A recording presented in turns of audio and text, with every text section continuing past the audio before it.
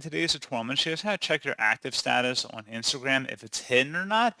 And also if you want to turn it on or off. In today's tutorial, I have you covered. And without further ado, let's go ahead and jump right into it. So all you have to do is open up your Instagram account and select your profile icon in the bottom right corner to launch your profile page. Select the hamburger icon now in the top right.